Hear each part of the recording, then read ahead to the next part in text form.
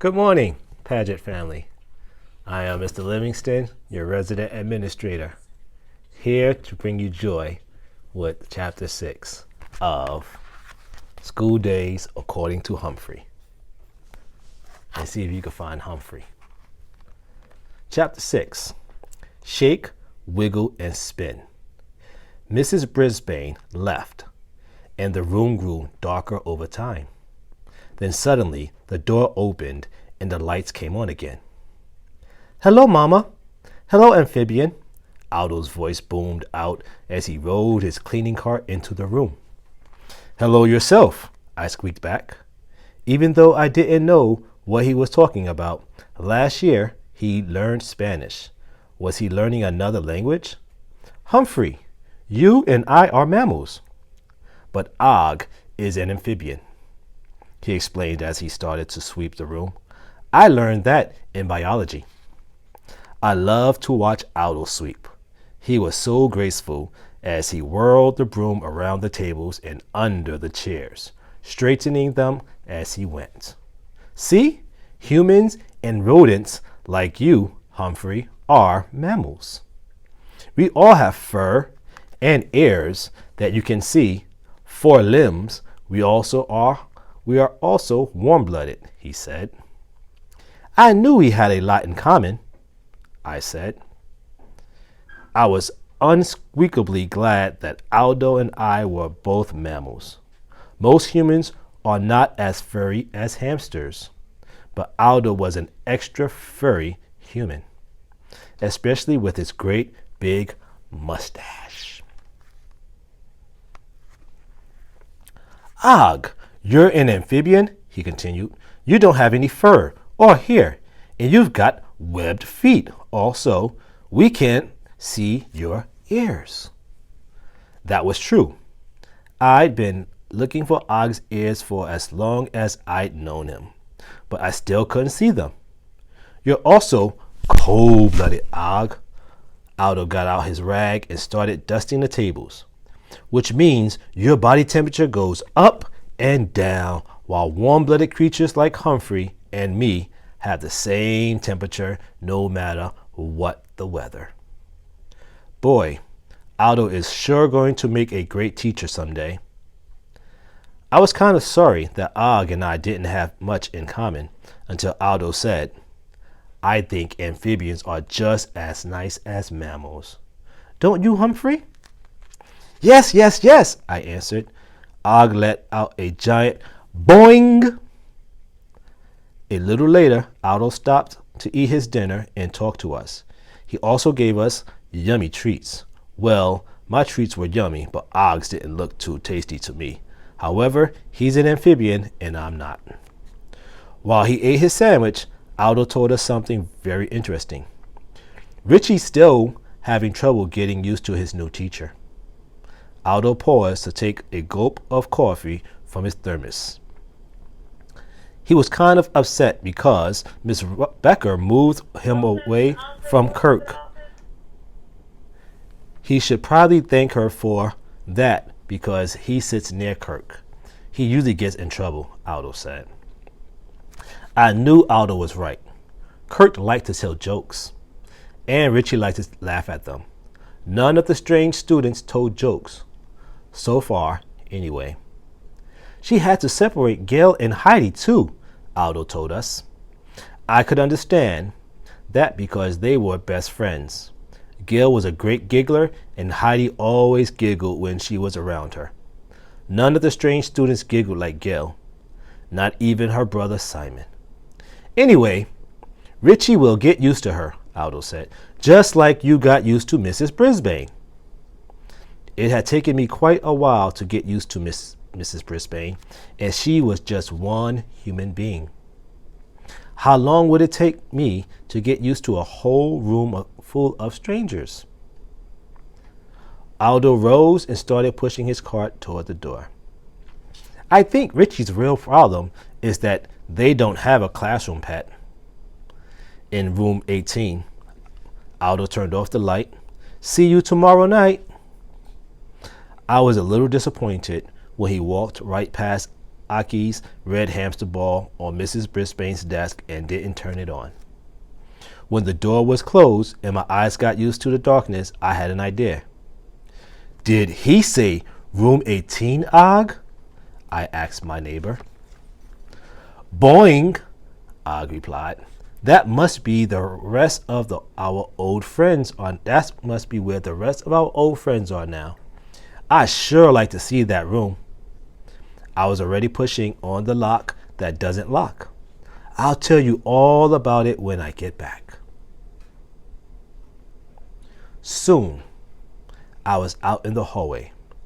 I knew that room 18 wasn't too far, wasn't to the left of room 26. So I turned right and scurried down the hall. It had those dim lights to guide me.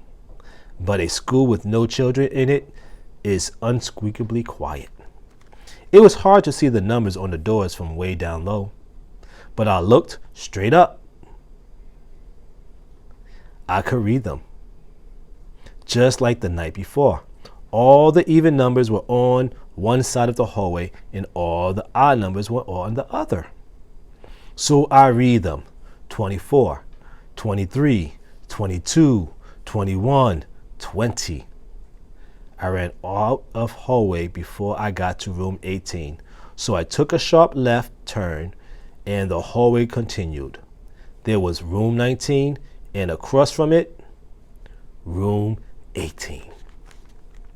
I was a little nervous about sliding down an unfamiliar door after I had gotten stuck, but this time the gap between the door and floor was nice and wide.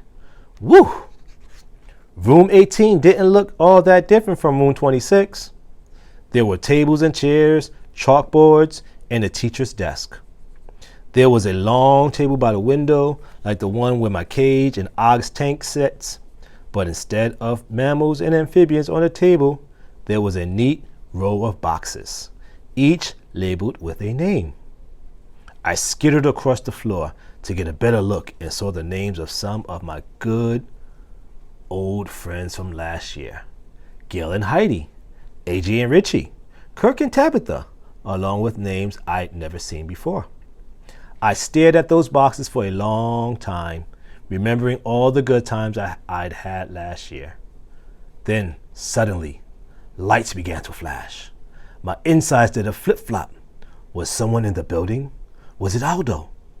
Or had someone broken in? Why were they flashing the lights? Boom! There was a loud crash. Someone was breaking in for sure. There was a tremendous clatter, and my insides settled down a bit as I realized that it was raining outside. The flashing lights and crashing sounds were lightning and thunder. I hurried back out into the hallway and back to room 26. Of course, I wasn't afraid, but I was worried that Og might be. Don't worry, Og. It's just a thunderstorm. It won't hurt you, I assured my friend when I was safely back in my cage. I told him about the boxes in room 18 and the names on them. Maybe it made Og sad to think of his old friends so far away. He didn't make a sound, so the rest of the night I sat in my cage and listened to the rain. It was still raining the next morning, but the lightning and thunder had stopped, thank goodness. The students arrived in room 26 with an assortment of umbrellas, raincoats, and hats, which were put in the cloakroom. I was glad to have a nice dry cage to stay in, especially since hamsters shouldn't ever get wet. Just Joey rushed out of the cloakroom and hurried over to my cage. "Hi, Humphrey," he said. "It's me, Joey." "I know you're Joey," I squeaked. He laughed. "You answered me." "Of course," I said. "I'm a very polite hamster." I wished he could understand what I said. "Humphrey, I had a hamster once. His name was Giggles, because he made little sounds that kind of sounded like giggles," he said. "What happened to him?" I asked. "I don't have him anymore." Joey suddenly looked sad. He died. I guess he thought I couldn't spell, but I knew what D-I-E-D meant. I wanted another hamster, but my parents got me a dog instead, he explained. Skipper. I like Skipper. Okay, I love him. But I still think about good old Giggles. Of course you do. He was your friend, I said. I'm unspeakably sorry. Now you're giggling too, Joey's face lit up. I like that. Well, I hadn't meant to giggle, but I was happy if I made Joey feel better. When Joey ran off to join his friends, I told myself that whenever he was near my cage, I was going to giggle. I climbed up my tree branch all the way to the tippy top of my cage. My students came in, looking damp and drippy. Boy, that thunder last night was so loud. It shook the house and all our pictures fell down, Thomas announced when he arrived. Even my teeth shook. Thomas T. True. Is that really true? Mrs. Brisbane asked. Thomas shrugged. That's what it felt like anyway. When Mrs. Brisbane took attendance, Harry was missing again. She shook her head when she read his name, but he finally showed up in the middle of reading. Did you get an excuse from the office? Mrs. Brisbane asked. Harry reached into his pocket and pulled out a slip of paper. Dad drove me, and we got caught in traffic, he said. I thought that made sense on a very wet day, and Mrs. Brisbane didn't say anything. Harry went into the cloakroom to hang up his jacket. The other students kept on reading. But Harry didn't come out of the cloakroom, so Mrs. Brisbane went back to check on him. The cloakroom isn't really a room, but it's partially walled off from the rest of the room, and I can't see inside from my spot by the window. Harry, what are you doing? She asked. Just taking off my jacket, I heard him answer. Well, hurry up, Harry, she said in a not very happy voice. Harry came out with a grin on his face. Mrs. Brisbane, did you know that 8 of the jackets back there are blue? Way more than any other color. Mrs. Brisbane just said, take your seat, Harry. We're in the middle of class. The rain was still beating against the windows when the bell rang for recess, so my friends had to stay inside. Mrs. Brisbane opened the closet and pulled out a huge plastic tub. Here's my rainy day box, she said. The things in here can only be used on days like this. She started taking out smaller boxes and lining them up on the desk. We've got board games and puzzles, art supplies and activity books. It's strictly first come, first serve. No arguments. Now, first, let's get the Wiggles out a little. Then the most amazing thing happened. Mrs. Brisbane stretched her arms way up over her head and wiggled her fingers. Stretch and wiggle, she said. Most of the students stood up. Rosie managed to stretch and wiggle right in her wheelchair. I put my paws up on the side of my cage and stretched too. I wiggled my whiskers at the same time. None of the other students could do that. Next, Mrs. Brisbane started rolling her head around. Wiggle your head, wiggle your head. The students did. They all looked pretty silly, but I tried it too. Wiggle your shoulders, she continued. Wiggle your arms. I wasn't sure about my shoulders and arms, so I just wiggled everything. Wiggle your hips, she said. Wiggle your knees. I'd never seen Miss Brisbane act so unsqueakably silly before. The students were wiggling like crazy. They were giggling too. Wiggle your toes. Wiggle your nose. I've had a lot of practice. I'm very good at wiggling my nose. I've had a lot of practice. And now shake. Mrs. Brisbane shook her whole body. Shake your problems away. The kids shook their bodies and laughed out loud. Okay, settle down, Mrs. Brisbane said. Now that the wiggles are over, you may come up and pick out a rainy day activity. The students all headed toward the desk, including Rosie.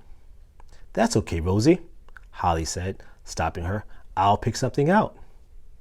Thanks, but I like to choose my own, Rosie said, rolling right past Holly. Simon was the first one at the desk, and he grabbed a board game. Who wants to play this with me? He asked. Small Paul and Tall Paul both came forward and said, Me. Hey, Paul, comes in two sizes.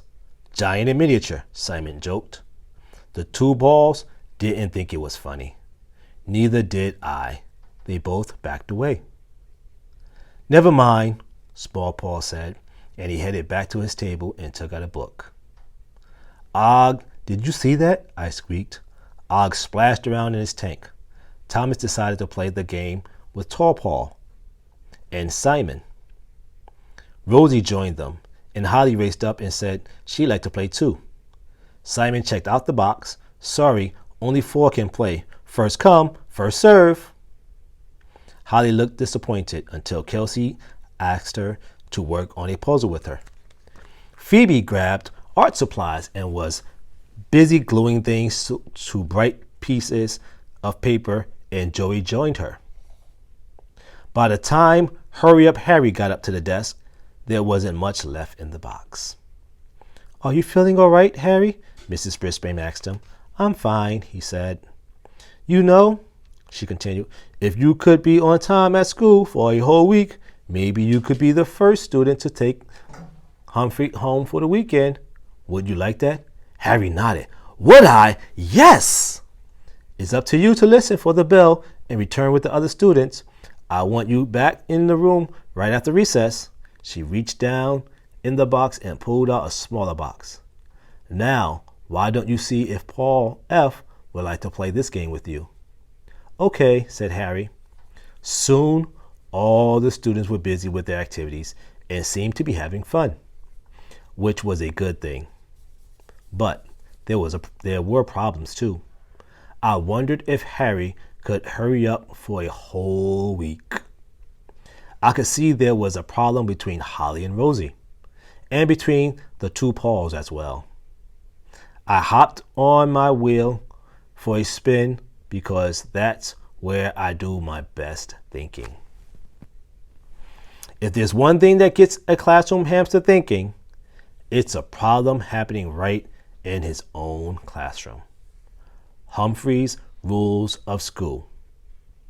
It's easy to get your wiggles out, but it's harder to shake your problems away.